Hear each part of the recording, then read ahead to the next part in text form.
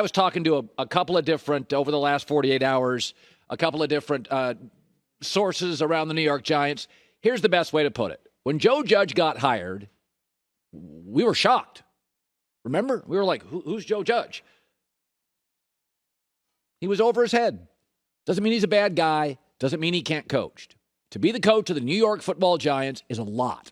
The fan base is demanding. The press is tough. New York, they want winners. And this also is a franchise with a history of winning. This isn't the Browns or the Lions that go through coaches every 3 or 4 years. The Giants are successful.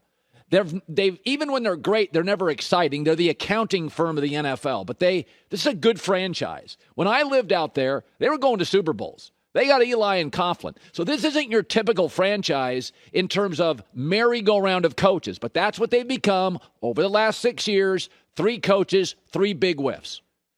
So and from what my people say is it's as simple as this. It was just mayhem with the Giants. It was hard. The building was hard. Gettleman wasn't right. Joe Judge was over his skis.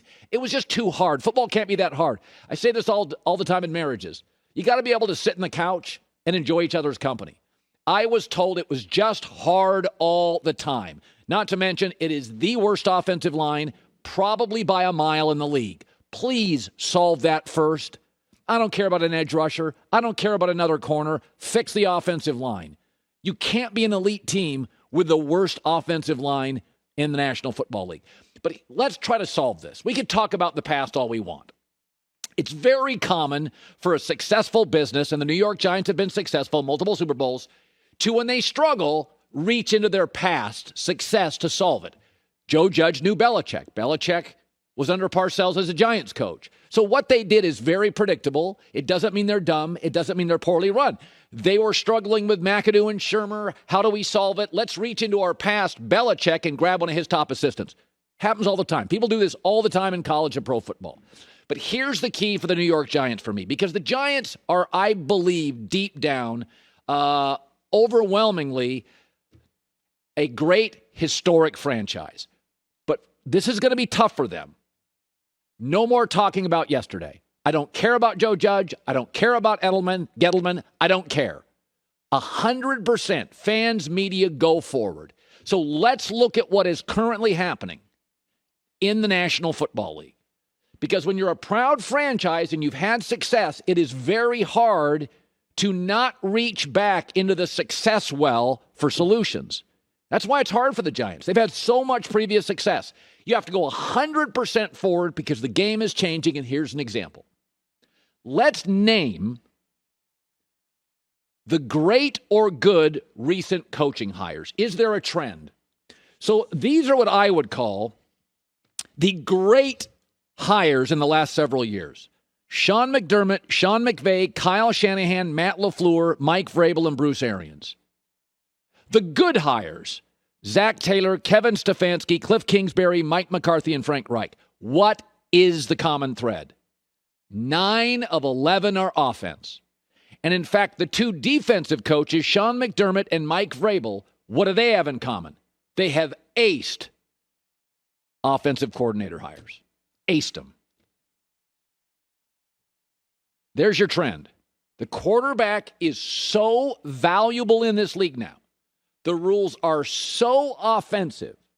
Giants, do not worry about previous coaches and previous success. Move forward. Go get an offensive coach. It's the only way you can save Daniel Jones. It is the only way. Why? Because offensive coaches have closer relationships with quarterbacks.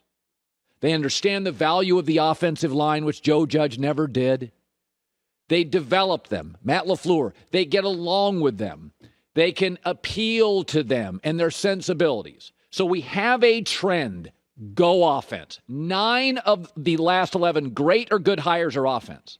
In fact, even defensive coaches that we like, Vic Fangio, Mike Tomlin, Pete Carroll, Ron Rivera, what part of their team's a little bit of a mess? The offense. Through the years, I've known a ton of coaches. Talked to one yesterday. And defensive guys, head coaches, see the world differently. They just do. Pete Carroll wants to run the football. That's what he wants to do. Mike Tomlin likes defense and power football. It's just what he likes. It's not a criticism. It's just their sensibility. It's their football DNA. So we have a clear pattern. Joe Judge gone. Don't want to hear about him again. Dave Gettleman gone. It's over. I don't want to hear about Eli. I don't want to hear about anything. The trend is clear. Go offense. Maybe you can elevate Daniel Jones for a year. I'm not saying it's the long-term solution, but either Daniel Jones or going and getting a Russell Wilson, get somebody who gets him. That is an offensive coach. By the way, this is interesting too. And I don't know, I don't have an answer for this, but this is sort of fascinating.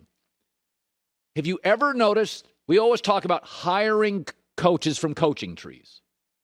Okay, Belichick, best coach ever, defensive coach. His coaching tree stinks. Just failure, failure, failure. Mike Tomlin's coaching tree, Pete Carroll's coaching tree. But yet, Bill Walsh's coaching tree, Mike Holmgren's coaching tree, Andy Reid's coaching tree, Sean McVay's current coaching tree, and Mike Shanahan's coaching tree.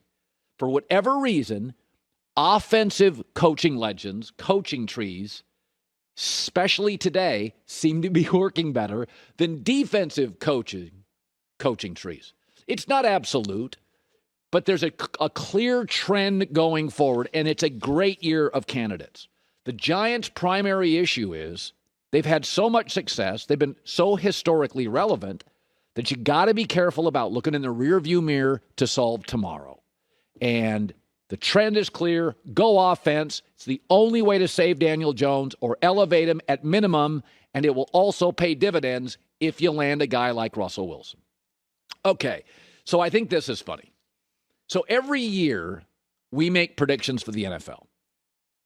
And, you know, we're hit and miss. Last year we got very lucky. We were 7 for 7 on the AFC. This year, the AFC, the Bengals and Raiders, we were all over the map. But every year I make predictions. And if I don't predict the exact same teams who made it the previous year, I get nothing but pushback. Yet, as of this morning, there were 7 new teams that made the playoffs. Right on the last 20-year league average. Bengals, Patriots, Raiders, Dallas, 49ers, Arizona, Philly. New playoff teams. Every year. 7 to 8 new playoff teams. Every year. Oh, by the way, what is the league average for new coaches? 7.5. And we currently have 7 and potentially 8 new coaching openings. So when your local sportscaster or your national sportscaster, you know, like us, suggest that next year's playoffs will not look like this year's playoffs, we're going to be right. So let me just give you a heads up for next year. Pittsburgh probably next year, unless they land Aaron Rodgers or Russell Wilson, will not make the playoffs next year. They have no succession plan at quarterback, and the other 3 teams in the division have a quarterback. I'm going to make a prediction for next year. The Raiders won't go 6-0 in overtime games and final play of the game regulation wins. They won't go 6-0 in those, and that division's really good, and the Raiders probably won't make it in. I'm also going to make another prediction. Ravens probably don't have like 50 guys hit the IR. And the Ravens, an incredibly well-run organization with a very dynamic quarterback, probably are pretty good. I also think the Colts and the Chargers will probably figure out a way next year to get in. But it is interesting. What makes the NFL great is that the team that you root for, regardless of where you live in America, there's an argument to be made. If you're terrible this year, you've absolutely got a shot next year. Outside of Cincinnati, did anybody really think the Bengals would win this division? Didn't we all think, even Philadelphia media that we brought on this show, thought the Eagles were an absolute wreck? Seattle, last place? Hope is a powerful drug, and no sport has it. New coach, new playoff teams annually, like the National Football League. Hi, everybody. Thanks for watching. Subscribe here to get the latest from the show. Also, be sure to check out more of the best clips from The Herd or go watch a few segments from other shows on FS1.